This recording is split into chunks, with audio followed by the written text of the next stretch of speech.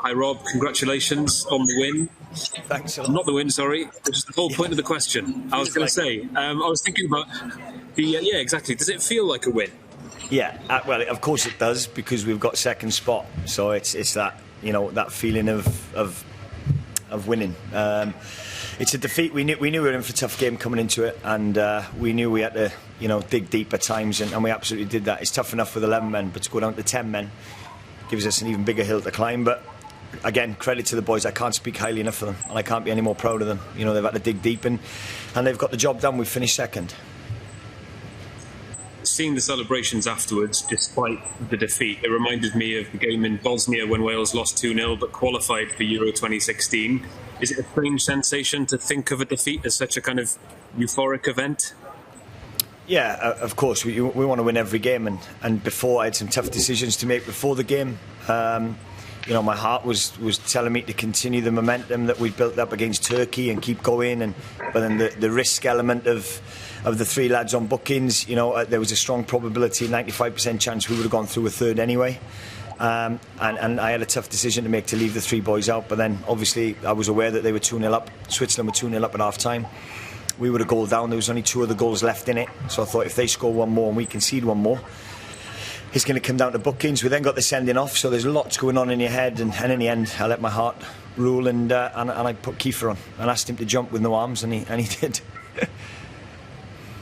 Yeah, can you talk us through those closing stages? Because you were clearly aware of events in Baku between Switzerland and Turkey. Can you sum up your emotions through that second half? Yeah, I wasn't aware. I didn't want to know while the game was going on. But at half time, I was told that they were 2-0 up, I think, at half time, and obviously we were a goal behind. We knew there was a 5-goal swing. So, yeah, you know, we can't control what goes on at Switzerland. So my full focus was on, you know, keeping the lads focused and motivated, and you know they've had to dig deep today. There's some massive performances today out there. Aaron Ramsey, you know, there's been questions over his fitness coming into the camp, and to do what he's done today, that's his third consecutive game. I don't think he's played 90 minutes in a couple of years, but he's played today off the back of 2 other massive performances. So him, along with others, have put a shift in, and they thoroughly deserve all the plaudits they're going to get.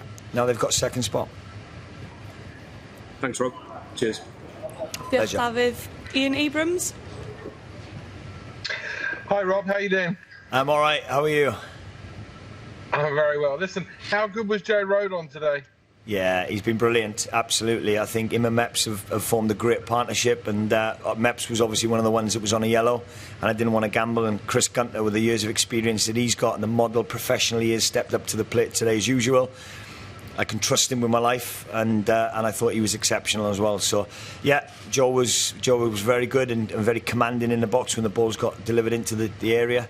But like I said, to single one player out would be harsh on the others. I thought to a man, they dug a trench and had to dig deep at times. From afar, it didn't look like Ethan Ampadu could have too many complaints about his red card.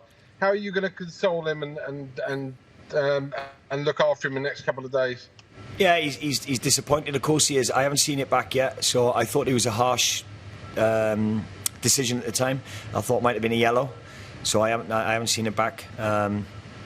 He's disappointed, of course he is. He's a young lad. He wants to be a part of this major tournament, and that will hamper that slightly. But he'll learn from it, and he'll come back bigger and stronger from having gone through this experience. He won't believe that right now, but the lads are rallying around him. The staff will rally around him, and we'll make sure he's okay. Finally, from me, this isn't bad from a nation that only has 4 million people to reach the semi-finals last time and then back it up by reaching the last 16 at least this time. Don't underestimate the character of a Welshman. Yeah, honestly, it's phenomenal what that change room's got in there. I'm so proud of them. I'm absolutely bursting with pride right now, how they've had to dig deep. And the quality we've got in that team on the counter is phenomenal. Good seeing you again, my friend. Good luck in the last 16. Thanks, all the best. Thanks, Ian. Laurie Whitwell. Hi, Rob. Congrats on making it through. Thank you. I just wondered, you mentioned the character there, but I think that the smarts of your team sort of shone through as well in those last stages where you've got to stay in the game and just keep it at 1-0. And obviously, you know, you had the free kicks and the sort of long throws, the outball to Kiefer. It was sort of that must give you encouragement if you're facing this kind of situation again in the knockout phase. You can navigate it. Yeah, and like I said, I went with my heart for the last half an hour. I got Kiefer on the pitch when we had the sending off. Otherwise, he would have been, we would have been camped on the edge of our box. And to do that against a very, very good Italian team, they would have broke us down again. It could have been 2 or 3. So Kiefer done a great job when he came on. He understood my concern. I pulled all 3 players on bookings before the game and told them my reasons behind it, and they fully agreed. They fully understood my rationale behind it. So I said to Kiefer, go on, but do not lift your arm. He's one of those players, unfortunately, that could accidentally get a booking. And he did. Fair play to him, and I thought he managed it really well. But it's good to have him in the team. And like I said before, he's not just a target man. There's a lot more to his game. His touch is good. He's a willing runner. And I keep saying that, but he's got lots of elements to his game that appeal. But you seem to have opportunities with set pieces. Obviously, the chance for Gareth, sort of long throws from Connor. If you keep it 1-0, I suppose you gave yourself a chance to even potentially equalise. By keeping it that way. And I just wonder if in the knockout phases that kind of quality might, come to passion. Yeah, absolutely. Are we going to go into these games against top teams and command possession? Probably not. Are we going to have to be, resolute in our defending? Yeah, absolutely. Have we got players in the team to hurt them on the counter? Yeah, we have. Do we use our strengths and set pieces is a major thing for us with, like you said, the long throw. If we can use that and to our advantage and get a goal, then we absolutely will. And like I said, as crazy as it is with 10 men, and they've probably had 80% possession today, we could have drawn the game with Gareth's opportunity back post. And just the next round, do you have any thoughts on that? Amsterdam, you're looking at Group B. I guess you'll be watching those matches, see your face. What are your thoughts? Yeah, well, I've got a tired group of men in that changing room right now, so we're going to go back to the hotel, have evening meal. I'll get the medical team to have eyes on all the players and see where we're at with them. Tomorrow's going to be a recovery day. Then we'll decide when we fly to Amsterdam in preparation for a tough game Saturday. But yeah, you're right. We'll have one eye on the remaining games, and let's wait and see who we face. Thanks, Rob. Thank you. Thanks, Laurie. Tom Coleman. Hi, Rob. Hi, Tom. I was going to say congratulations as well then. Well, it is congratulations. Congratulations on on making the last 16. I mean, congratulations on the result. But anyway, let's move on. You touched upon it there about the travelling and the tiredness in the team tonight. How are you managed that? Because you're going to be putting a lot of miles under your belt. Yeah, it's not been easy because we've had to go to Baku and then travel to Italy, and we're now going to have to go to Amsterdam. On paper it sounds like a great idea to have it all around Europe, but logistically it is an absolute nightmare, and throw COVID into that mix as well. The team that we've got behind us that people don't see, they don't see the players on the pitch and the coaching staff. The team that we've got working is deserve a lot of credit for what they have to go through and the expense and the levels we have to go to because of COVID is fantastic. It just makes the job harder, but like I said, it is what it is. We have to get on with it. We're travelling again now. We'll decide what day is best to travel in the week to give us the best chance to prepare for a tough game on Saturday. You mentioned the concerns that you brought up with Kiefer. Was how difficult decision was that to make? Because presumably you would have liked to have kept him on the bench tonight. Well, yeah, I absolutely. I would have taken complete charge of having him 100% available, but my heart overruled my head. We needed to get up the pitch.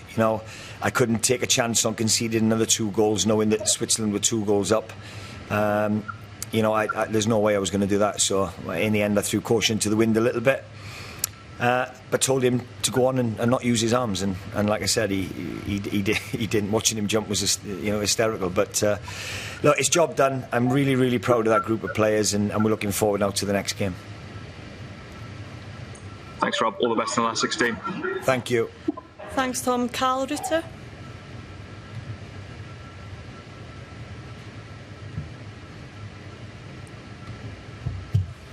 Unmute, Carl. Can you hear me? Oh. Yes, now. Can you hear me? All right. Congratulations on advancing to the knockout phase. I wanted to ask you to assess Gareth Bale's performance tonight. As you mentioned, he did have a pretty good chance to score for you guys, and also if you could rate his performance so far in the tournament, and you think the best is still to come as you advance to the next phase. Yeah, I spoke about Gareth in the Turkey game. You know, he's missed a penalty, and to react in the manner in which he did was phenomenal. And if he hadn't have done that, we wouldn't have got the second goal. And that goal's meant a big difference to today. So it's what he brings to the team. You know, he set the other one up. He set the 2 goals up against Turkey. You know, he's not been playing that many minutes, along with Aaron, towards the back end of last season. He's played slightly more minutes than Aaron. So the way in which we're asking him to play, which is slightly different to Aaron, to threaten him behind and give a lot of energy, it's hard for him to sustain that for 3 games. But overall, I'm really pleased with what he brings for the team, and it's not just about goals and assists, it's about everything else that comes with it.